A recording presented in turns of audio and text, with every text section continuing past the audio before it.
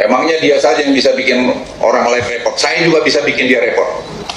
Saya terganggu setelah anak, istri saya, cucu saya mempertanyakan kepada saya. Dia sudah mengganggu keluarga saya. Dan kalau itu bukan persoalan dan salah jabatan saya, sudah masalah keluarga saya. Kok siap? Saya minta dipanggil kok. Saya nggak siap kalau itu. Jadi jangan challenge saya tentara.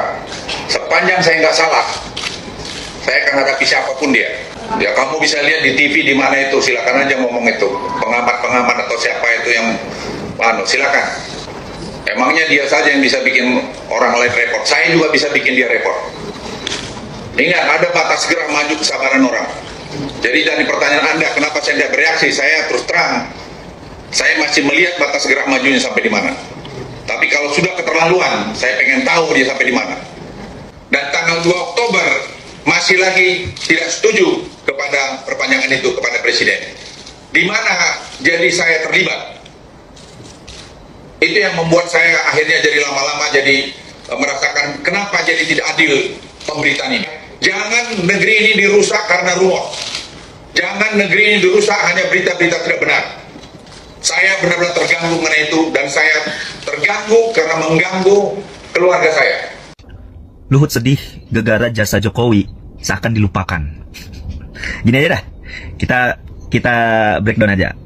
Apa itu yang dimaksud dengan jasa Jokowi?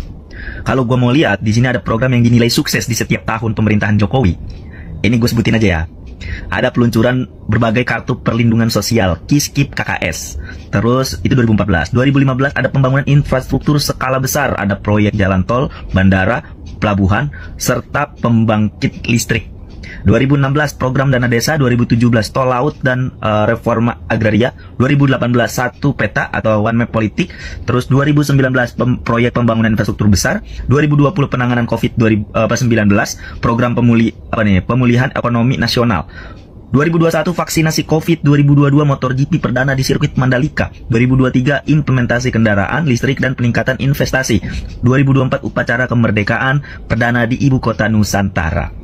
Sekarang kita breakdown daftar berita kebohongan yang dibuat Jokowi dan kerusakan-kerusakan. Yang pertama, 11.000 triliun yang ada di kantong saya. Terus ada juga 50 juta masker COVID yang nggak ada sampai sekarang. Pengangguran digaji. Ini lagi, mobil SMK laku 6.000 unit. Stop hutang luar negeri, faktanya hutangnya makin banyak, bahkan mewariskan kurang lebih 8.000 triliun buat Prabowo. Stop impor pangan, faktanya tetap impor. Persulit investasi asing, sekarang minta-minta sama yang namanya investasi asing. Buktinya apa? IKN aja nggak ada yang mau investasi di sana. Bahkan katanya mau dipersulit, faktanya ngemis-ngemis kita. Buyback Indosat tuh hoax teman-teman. Ada 10 juta lapangan kerja. Ini janjinya Jokowi 10 juta lapangan kerja. Anaknya malah janji 19 juta lapangan pekerjaan. Lebih tolol lagi anaknya. Tidak bagi-bagi jabatan, faktanya ya Allah, keluarganya, saudaranya, kalau bisa tukang sapu, supir, semuanya masuk gara-gara dia tuh. Kabinet ramping, alah sekarang diterusin sama Prabowo. Makin gemoy, makin gemuk. Ini warisannya juga masih banyak, warisan Jokowi di kabinetnya Prabowo. Penguatan KPK, faktanya KPK dilemahkan untuk melindungi keluarganya, terkhusus Bobi Nasution yang terlibat tambang dengan Erlangga sampai sekarang nggak diusut. Besarkan Pertamina dalam 5 tahun, bukan besar malah korupsi 900 triliun, bahkan hampir 1.000 triliun. Cetak 3 juta lahan pertanian, apa faktanya para petani nggak ada yang makmur dan sejahtera. Buka bank tani, nggak ngerti ini ada di mana banknya sekarang. Swasembada pangan, faktanya nggak ada swasembada pangan teman-teman, semuanya impor, bahkan Bulog lagi banyak aja masih impor beras. Pertumbuhan ekonomi 8%, jangankan 8%, nyentuh 5% aja itu berat banget. Ekonomi meroket, bukan meroket tapi terjun bebas. Dolar 10.000, boro-boro dolar itu terakhir dia ngejabat 16.000. Ini udah setara dengan 98. Tidak menaikkan BBM, tai. Premium hilang, ganti pertalite dari 7.000, dari 6.500 jadi 10.000. Tidak menaikkan, tidak impor garam. Apa? Tidak impor gula, kita tidak impor garam kita melimpah. Kita hidup di lingkungan laut tapi kita masih impor gula. Tuh kasusnya Tom Lembong yang diseret gara-gara apa? Impor gula. Dari sekian banyak menteri yang impor gula, dia doang yang ditangkap. Emang ketahuan banget keselnya sama Tom Lembong kayaknya. Listrik murah, tai anjing. Zaman Prabowo aja nih dapat listrik diskon 50%, zaman Jokowi apa? Minyak mentah turun, BBM ikut turun, tai kucing. Ini alasan aja. Anak saya tidak tertarik politik. Nggak ada yang tertarik Pak. Satu yang jadi ketua partai, terus belum lagi menantu Bapak jadi wali kota, terus jadi gubernur, terus anak Bapak yang katanya nggak tertarik sama politik, yang hidupnya katanya sibuk banget, nggak ada urusan sama urusan politik, sekarang jadi wakil presiden jalur MK. Itu juga kalau MK-nya nggak ada pamannya nggak bakalan lolos dia. Banyak lagi cok. Kalau satu berita bohong penjara. Jadi gini ya, kalau Luhut sedih karena jasa Jokowi itu seolah dilupakan, bikin jalan tol infrastruktur tuh nggak semuanya duit negara, bahkan lebih banyak duit swasta. Jadi nggak ada yang bisa dibanggain dari itu. IKN investornya itu udah ngamuk-ngamuk tuh yang dari swasta tuh. Malah yang ada cuma ngabisin anggaran. Sekarang aja udah setengah jalan, perawatannya tuh udah mahal banget. Sekarang apa yang mau dibanggain dari hasil kerja 10 tahun Jokowi? Mana jasa yang mana? Bukan soal dilupakan, emang kebanyakan bohongnya, kebanyakan janjinya yang gak ditepatin, kebanyakan dustanya dia sebagai orang politik, kebanyakan pencitraan, kebanyakan bawa kamera, kebanyakan narsis di depan kamera. Itu dia. Jadi nggak ada jasa dia yang wah-wah banget tuh, nggak ada. Bikin bansos itu, ya itu duit rakyat balik ke rakyat. Itu pun dia ngegelontorin bansos di momen-momen tertentu, apalagi pas mau pemilu 2024 kemarin. Luar biasa, demi anaknya jadi wakil presiden. Jadi mohon maaf ini mah, boleh dicek dah, cek aja jasa. Ya, halo teman-teman, kembali bersama saya di channel ini. Salam inspirasi, salam NKRI, harga mati. Ya, Pak Luhut Binsar Panjaitan ini terlihat arogan sekali kalau berbicara, ya kayak dia aja yang paling hebat di Indonesia ini begitu ya. Atau mungkin dia mengira banyak yang segan, yang takut sama beliau karena dulu pernah di militer, atau mungkin menganggap saya berjuang punya jasa besar untuk Indonesia sehingga sesuka hatinya aja ngomong begitu tanpa memikirkan perasaan yang mendengar begitu ya. Sama seperti misalnya kemarin kan bilang, wah, bukan Indonesia yang gelap, lu yang gelap. Macam-macam. Dan beliau ini juga dulu yang mengatakan sebenarnya nggak baik kalau OTT KPK itu baik. Lalu kemudian juga pernah sampaikan jadi pejabat juga nggak bersih-bersih amat lah ya, kata begitu juga ya. Ini Pak Luhut ini agak lain juga saya lihat ini. Dan ini cenderung juga membela Pak Jokowi ya, kayak pasang badan, kayak semacam memberikan sinyal bahwasanya dia mendukung, membela Jokowi dan macam-macam itu. Padahal Pak Jokowi sudah jadi mantan ya. Ya walaupun dulu kan dia jadi pembantu Jokowi di pemerintahan sebelumnya kan gitu. Tapi jangan juga berlebihan ya. Ini memang soal ada apakah Jokowi punya jasa? Ya punya sebetulnya, kita akui, legasi itu juga kita akui. Tetapi kemudian kalau apa yang ditinggalkan oleh Pak Jokowi hari ini untuk pemerintahan saat ini, itu kan terlalu banyak bobroknya teman-teman. Oke lah, pembangunan dilakukan terus-menerus di era Pak Jokowi. Infrastruktur dibangun secara masif, tetapi menggunakan hutang, dan hutang itu semua bengkak sekarang. Dan Pak Purbaya menolak menggunakan APBN untuk membayar itu, terutama soal proyek pembangunan kereta cepat. Siapa yang disalahkan di sini? Dan itu ada potensi bisa saja nanti KPK akan selidiki dan akan periksa itu. Itu bisa saja terjadi karena sudah nggak masuk akal juga kan. Kok bisa begitu, kenapa anggarannya sekian dan lain-lain, itu sudah diperhitungkan lah saya kira.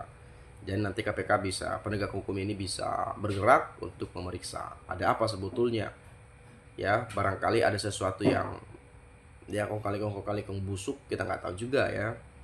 Jadi itu harus betul-betul. Nah untuk Pak Luhut ini ya janganlah terlalu ini kan opung kita sebenarnya kan, orang Batak juga beliau ini, orang Batak, marga Panjaitan begitu ya. Saya juga orang Batak sebetulnya. Jadi tapi bukan soal kesana, tetapi kemudian bagaimana kita sebetulnya sebagai orang tua ya, atau mungkin sebagai sepuh ya, sesepuh lah begitu ya, dari cara komunikasi dan lain-lain itu harus memberikan contoh juga kepada kami yang muda begitu ya. Sudah opung harusnya kan udah istirahat di rumah lah begitu ya. Jangan memaksakan diri sudah di hari tua tapi masih sibuk bekerja. Harta kekayaannya sudah banyak gitu ya. Dan ya teman-teman tahulah ya seperti apa Pak Luhut, ya seperti apa ketika menyampaikan sesuatu, ya menjawab sesuatu atau merespon sesuatu itu kayak nada bicara yang mungkin terbilang sombong, songong, arogan. Tapi kita nggak tahu itu memang betul-betul arogan atau apa. Barangkali memang sudah terbiasa tegas, keras, lantang, kan begitu. Jadi kita jangan hanya juga melihat sisi apa yang di sisi pengucapannya, tetapi apa yang diucapkan itu justru kita nilai juga. Tetapi yang diucapkan itu apa? Ya sama saja. Toh juga bela Jokowi jatuhnya kan gitu. Tapi oke lah, yaitu terserah beliau lah. Terakhir menilai ya.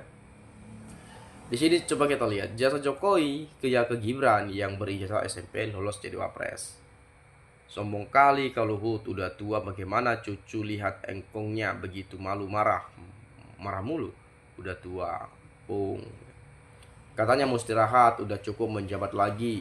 Istri juga melarang lanjut 5 tahun ini. Ngomong ma ember lo ya. Laki-laki itu yang dipegang omongannya, kalau melenceng pakai daster aja lah.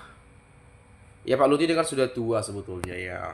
Harusnya kemarin lah terakhir di pemerintahan Jokowi udahlah selesai. Sudah 70-an berapa Pak Luhut ini? Ya. Udah 76 tuh 7 berapa itu. Jadi harusnya memang udah selesai lah gitu ya. Kapan lagi opung kita yang satu ini menikmati hari tua kalau masih sibuk kerja. Tapi nggak masalah juga sebetulnya. Mau sibuk kerja itu kan demi negara juga, berbak untuk mengabdi kepada bangsa dan negara. Ya meskipun pada akhirnya toh juga digaji kan gitu. Tunjangan juga ada, semua ada. Mungkin dengan cara jadi menteri aset aman begitu ya. Kan kita nggak tahu juga ya. Nah kemudian memang kenapa kamu LBP mantan tentara terus kami harus takut sama kamu? Ya LBP, tolong kamu jelaskan proyek yang kamu ambil alih kereta cepat yang sudah busuk. Kamu jelaskan ada apa? Proyek kereta cepat dugaan kuat LBP dan beberapa proyek kereta cepat.